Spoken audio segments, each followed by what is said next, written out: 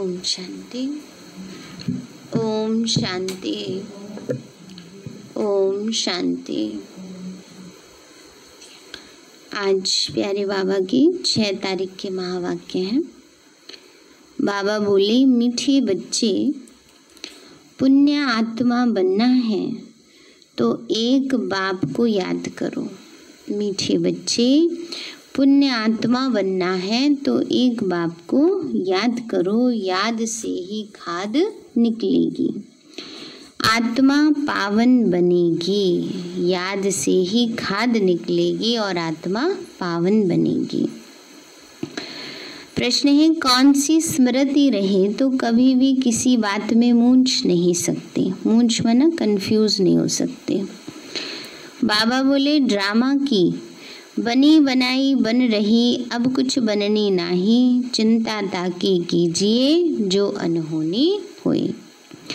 यह अनादि ड्रामा चलता रहता है, इसमें किसी बात में मूंझने की दरकार नहीं। कई बच्चे कहते हैं, पता नहीं यह हमारा अंतिम 84वां जन्म है या नहीं, मूंझ जाते हैं। बाबा कहते हैं, मूंझो नहीं, मनुष्य से देवता बनने का पुरुषार्थ करो। ओम शांति। बच्चों को ओम शांति के अर्थ का तो पता है कि मैं आत्मा हूँ और मुझ आत्मा का स्वधर्म है शांति। मैं आत्मा शांत स्वरूप शांति धाम की रहने वाली हूँ। पहुँच गए सब शांति धाम? बाबा कहते हैं, मैं आत्मा शांत स्वरूप हूँ, शांति धाम की रहने वाली हूँ। ये लेसन पक्का करते जाओ, ये पाठ पक्का करते जाओ। यह कौन समझाते हैं? शिव बाबा समझाते हैं। याद भी करना है शिव बाबा को। उनको अपना रथ नहीं है, इसलिए उनको बैल दे देते हैं। सवारी दिखाते हैं ना, किस पे दिखाई? बैल पर दिखाई। ये तो समझते नहीं कि बैल क्यों दिखाया, पर अपना रथ नहीं है इसीलिए बैल दिखा दिया, वो इस पर सवारी करते हैं। वास्तव में बैल है पुरुष तन का प्रतीक। मंदिर में भी बैल रख दिया है, इसको कहा जाता है पूरा अज्ञान। बाप समझाते हैं बच्चों को अथवा रूहों को, ये है रूहों का बाप शिव। इनके नाम तो बहुत हैं, परंतु बहुत नाम से मूंझ पड़े हैं। वास्तव में इनका नाम है शिव। शिव जयंती भी भारत में ही मनाई जाती है। वह निराकार बाबा है, आकर पतितों को पावन बनाते हैं। कोई ने भागीरथ, कोई ने नंदीगण कह दिया है। बाप ही बताते हैं कि मैं कौन से भाग्यशाली रथ में आता हूँ। मैं ब्रह्मा के तन में प्रवेश करता हूँ। ब्रह्मा द्वारा भारत को स्वर्ग बनाता हूँ। तुम सब भारतवासी जानते हो ना कि लक्ष्मी नारायण का राज्य था। तुम सब भारतवासी बच्चे आदि सनातन देवी देवता धर्म वाले थे, स्वर्गवासी थे। 5000 वर्ष पहले जब मैं आया था तो सभी को सतो प्रधान स्वर्ग का मालिक बनाया था। फिर पुनर्जन्म जरूर लेना पड़ी। बाप कितना सीधा बताते हैं। अब जयंती मनाते हो, इस 2021 में लिखेंगे कौन सी? 85वीं शिव जयंती। तो बाबा की पधरामणी हुए कितने वर्ष हो गए? 85 वर्ष हो गए हैं। फिर साथ साथ ब्रह्मा विष्णु शंकर की भी पधरामणी है। त्रिमूर्ति ब्रह्मा की जयंती कोई दिखाते नहीं। दिखाना जरूरी है क्योंकि बाबा कहते हैं कि मैं ब्रह्मा द्वारा स्थापना फिर से करता हूँ, ब्राह्मण बनाता हूँ। तो ब्रह्मा और ब्राह्मण वंशियों का भी जन्म हुआ है। फिर दिखाता हूँ कि तुम सो विष्णुपुरी के मालिक बनेंगे। बाप की याद से ही तुम्हारी खाद निकलेगी। भले भारत का प्राचीन योग मशहूर है, परंतु वह किसने सिखाया था, यह तो कोई भी नहीं जानते। तो यह खुद कहते, हे बच्चे, तुम अपने बाप को याद करो। वर्षा तुमको मेरे से मिलता है, मैं तुम्हारा बाप हूँ। मैं कल्प कल्प आता हूँ, आकर तुमको मनुष्य से देवता बनाता हूँ। क्योंकि तुम देवी देवता थे, फिर 84 जन्म लेते लेते आकर पतित बने हो। बाबा ने कहा तुम ही देवी देवता थे, 84 जन्म लेकर आकर पतित बन गए। रावण की मत पर चल रहे हो, तो ईश्वरीय मत से तुम स्वर्ग के मालिक बनते हो। बाबा कहते, मैं कल्प पहले भी आया था। जो कुछ पास होता है वो कल्प कल्प होता ही रहेगा। बाप फिर भी आकर इनमें प्रवेश करेंगे, इस दादा को छुड़ाएंगे, फिर इन सबकी परवरिश कराएंगे। बाबा कहते हैं, बच्चे, शिव बाबा फिर कल्प बाद आएंगे ब्रह्मा तन में, फिर से शिव बाबा ब्रह्मा बाबा के तन में प्रवेश करेंगे, फिर से सब बंधनों से छुड़ाकर बाबा ऐसे ही नई दुनिया की ब्रह्मा के द्वारा स्थापना कराएंगे। तुम जानते हो हम ही सतयुग में थे। हम भारतवासियों को ही 84 जन्म लेना पड़े। पहले पहले तुम सर्वगुण संपन्न 16 कला संपूर्ण थे। यथा राजा रानी तथा प्रजा नंबरवार है। सब तो राजा नहीं बन सकते, तो बाप समझाते हैं, सतयुग में तुम्हारे 8 जन्म, त्रेता में 12 जन्म। ऐसे ही अपने को समझो कि हमने यह पार्ट बजाया है।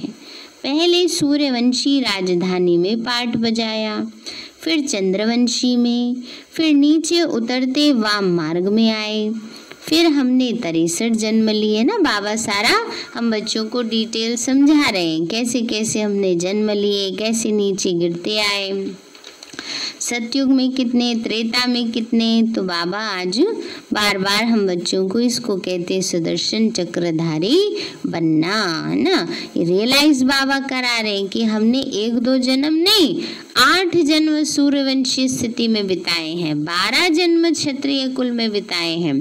तो हमारा कुल कितना श्रेष्ठ है, हमारी स्थिति कितनी ऊंची होनी चाहिए, ये बाबा हमें स्मृति दिलाते हैं। क्योंकि जब अपने कुल की स्मृति आती है तो जोश आ जाता है ना एकदम। लौकिक में भी ऐसी बाबा याद दिलाने, देखो तुम देवता कुल की आत्माएं हो, है ना, तो वो अंदर से संस्कार इमर्ज होंगे। बाबा ने कहा, भारतवासियों ने ही पूरे 84 जन्म लिए हैं और कोई धर्म वाले इतने जन्म नहीं लेते। गुरु नानक को 500 वर्ष हुए, करीब उनके 12-14 जन्म होंगे, यह हिसाब निकाला जाता है। कृष्ण ने 2000 वर्ष में 60 पुनर्जन्म लिए होंगे।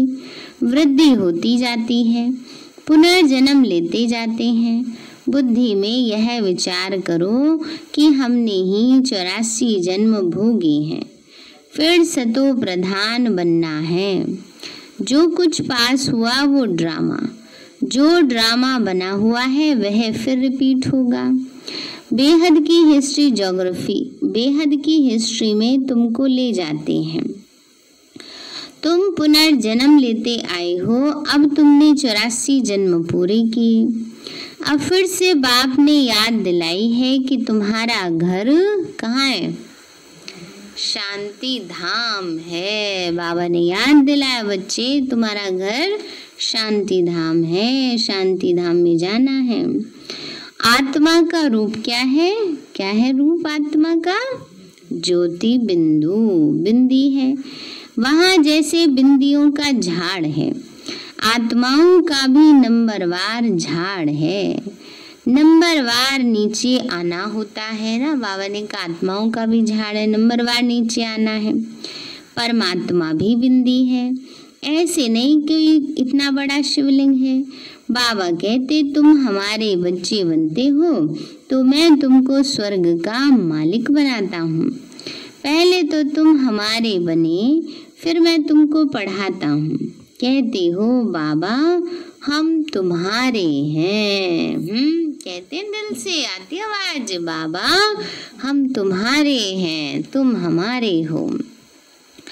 साथ साथ पढ़ना भी है, हमारे बने और पढ़ाई शुरू हो, और तुम्हारी पढ़ाई शुरू हो गई।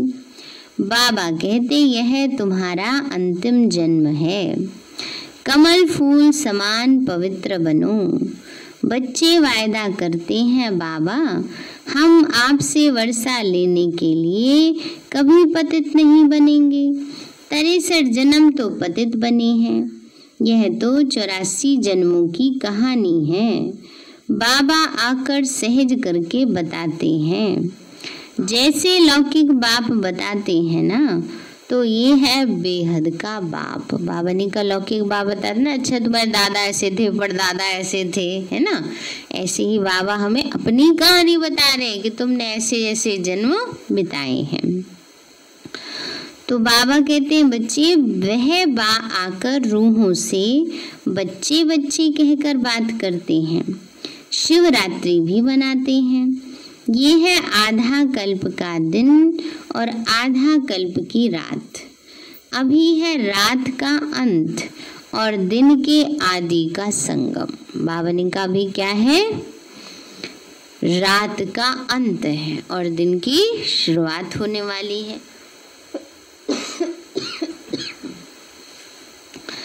तो बाबा कहते हैं बच्चे भारत सतयुग था तो दिन था, सतयुग त्रेता को ब्रह्मा का दिन कहा जाता है। तो तुम ब्राह्मण हो ना, तुम ब्राह्मण जानते हो कि हमारी अब रात्रि है। तमो प्रधान भक्ति है, दर दर धक्के खाते रहते सबकी पूजा करते रहते हैं। टिवाटे की भी पूजा करते हैं, टिवाटा होता है तिराहा, तिराहे की, चुराहे की, 5 राहों की ना, सबकी पूजा करते हैं। नदी की, नाले की, कूड़े की एक दिन ऐसा भी आता है जिस दिन कूड़े की पूजा की जाती है ना, शादी में करते हैं। तो बाबा कहते हैं कि जिस मर्जी की पूजा करे जानते हैं नहीं, मनुष्य के शरीर की भी पूजा करते हैं। सन्यासी लोग अपने को शिवोहम कह बैठ जाते हैं, फिर माताएं जाकर उनकी पूजा करती हैं। बाबा तो बहुत अनुभवी है, बाबा कहते हमने भी बहुत पूजा की है, परंतु उस समय ज्ञान तो था नहीं। फल चढ़ाते थे, लोटी चढ़ाते थे मनुष्य पे, ये भी ठगी हुई, क्योंकि इस समय के पतित शरीर पूजनीय नहीं है। गायन योग्य हो सकते हैं कर्म, परंतु पूजने लायक नहीं है। पूजने लायक सिर्फ सतयुग के देवी देवताओं के ही शरीर होते हैं, जहाँ एक दूसरे की पूजा करते नहीं। तो बाबा कहते हैं बच्ची ये भी ठगी हो गई, परंतु यह सब फिर से होगा। भक्तों का रक्षक है भगवान, क्योंकि सभी दुखी हैं। बाप समझाते हैं कि द्वापर से लेकर तुम गुरु करते आए हो और भक्ति मार्ग में उतरते आए हो। अभी तक भी साधु लोग तो साधना करते हैं। बाबा कहते हैं उन्हों का भी मैं उद्धार करता हूँ, संगम पर तुम्हारी सदगति हो जाती है।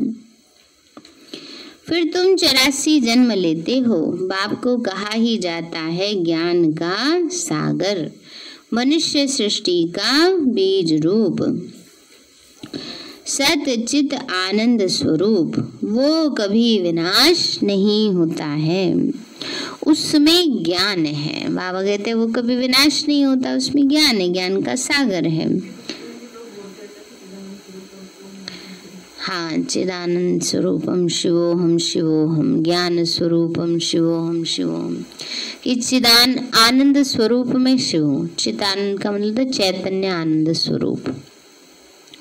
तो बाबा कहते हैं वो कभी विनाश नहीं होता, उनमें ज्ञान है, ज्ञान का सागर, प्यार का सागर, तो जरूर उनसे वर्षा मिलना चाहिए।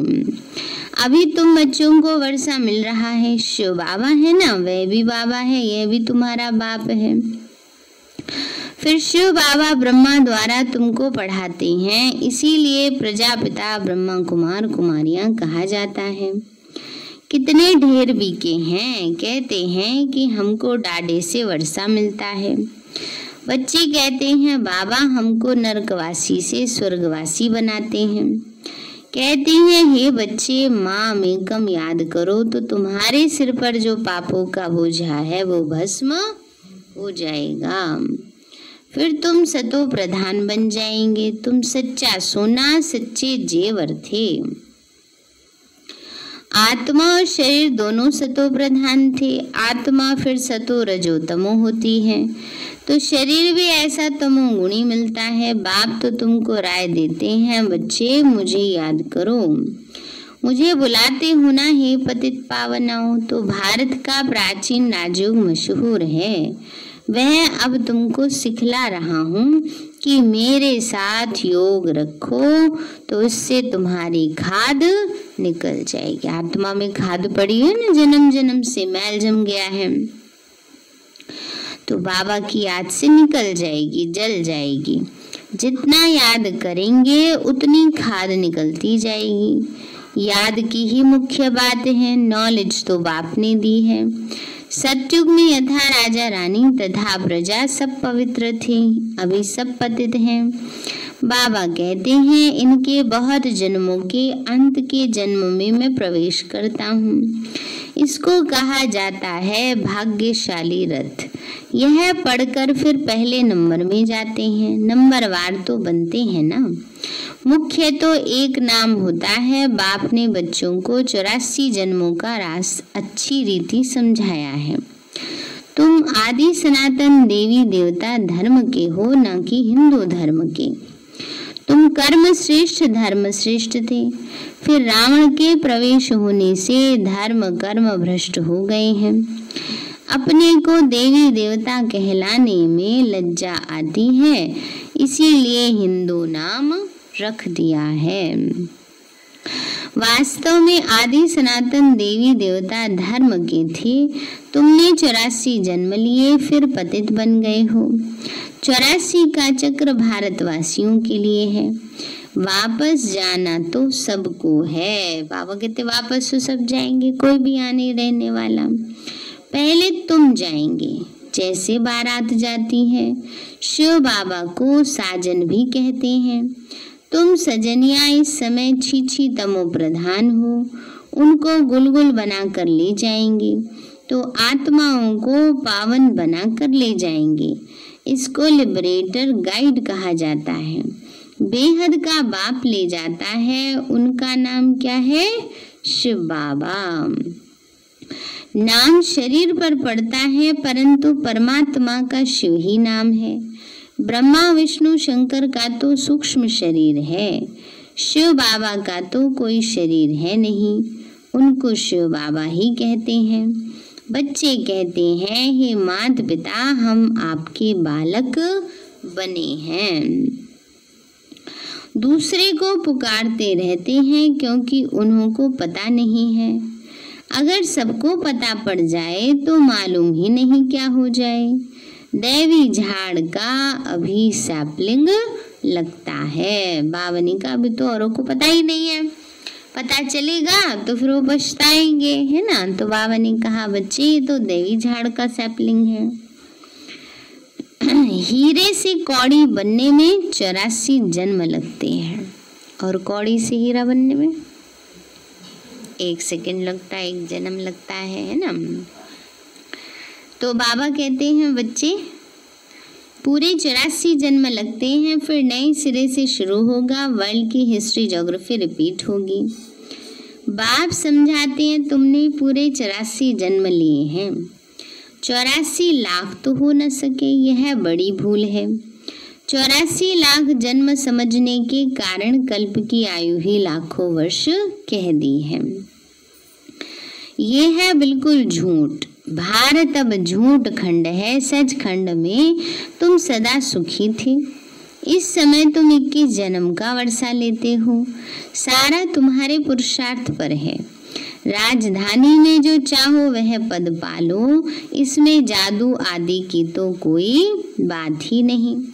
हाँ, मनुष्य से देवता जरूर बनते हैं, यह तो अच्छा जादू है, तुम सेकंड में जान लेते हो कि हम बाबा के बच्चे बने हैं। कल्प कल्प बाबा हमको स्वर्ग का मालिक बनाते हैं।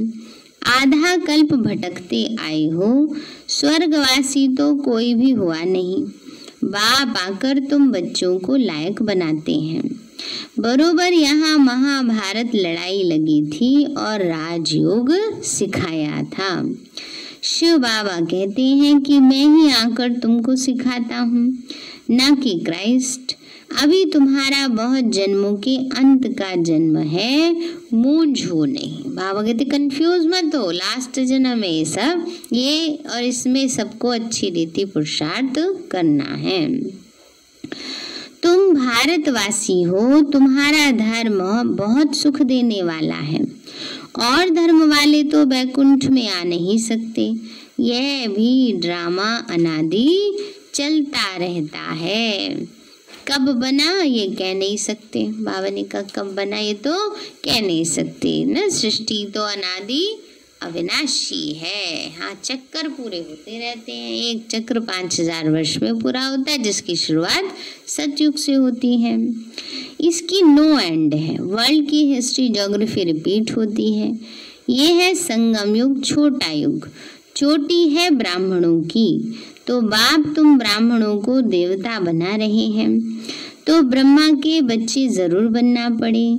तुमको वर्षा मिलता है डाडे से।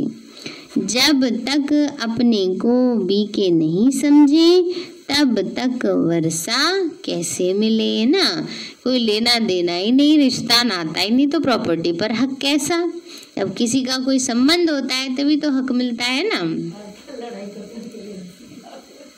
वो तो छीनना हुआ, वो लेना थोड़े हुआ। तो बाबा भी हम बच्चों को कहते हैं जब तक संबंध नहीं जोड़ेंगे तब तक मिलेगा नहीं। हाँ, ये तो अच्छा कर दिया सरकार ने भी। नहीं, वो कह रहे ना भी नियम बन गया है, जो सेवा करेंगे तब मिलेगा, नहीं तो नहीं मिलेगा। माँ बाप की मर्जी है, देवे नहीं देवे। क्योंकि बहुत ऐसे कर देते थे, प्रॉपर्टी मिल गई घर से बाहर निकाल देते थे माँ बाप को।